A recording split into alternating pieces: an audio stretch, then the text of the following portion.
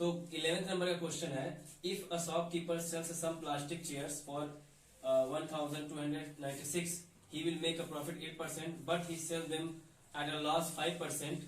What his selling price?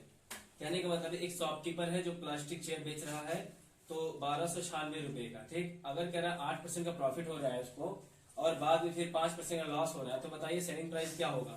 तो ऐसा question करने का बहुत आसान तरीका होता है। सबसे पहले क्या करते हैं, हमारे पास जो सेलिंग प्राइस दिया हुआ है वो पहले का दिया हुआ है, पहले प्लास्टिक का। उसके बाद हमें प्रॉफिट दे रखा है 8%, तो पहले जो दे रखा होगा उसको उस पर निकाल लेंगे, ठीक।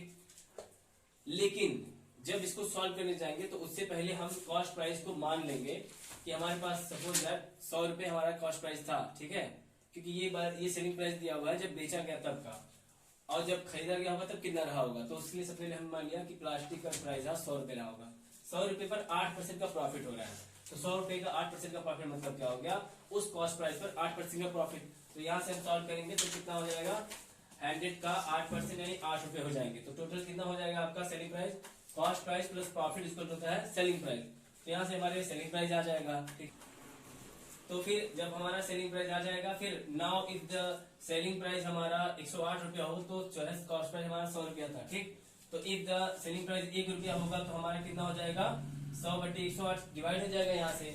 फिर अगर मान लो हमारे पास 1296 रुपया सेलिंग प्राइस, तो सीधी कितना हो जाएगा, इतना इंटू इतना। जैसे कहने का मतलब अगर 1 रुपए का हमारा, ठीक है, एक टॉफी है तो 10 रुपए का कितना होगा, 1 गुणे 10 10 टॉफी। तो वैसे ही अगर हमारा एक था इतने के बराबर, तो 1296 यानी 1296 का इतना मल्टीप्लाई हो जाएगा।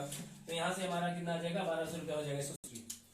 तो कॉस्ट प्राइस हमारा आ गया 1200 रुपए। नाउ अब कह रहा है इतना 5% लॉस हो रहा है, इस पर जो पैसा आया हमारा कॉस्ट प्राइस उस पर 5% का लॉस हो रहा है।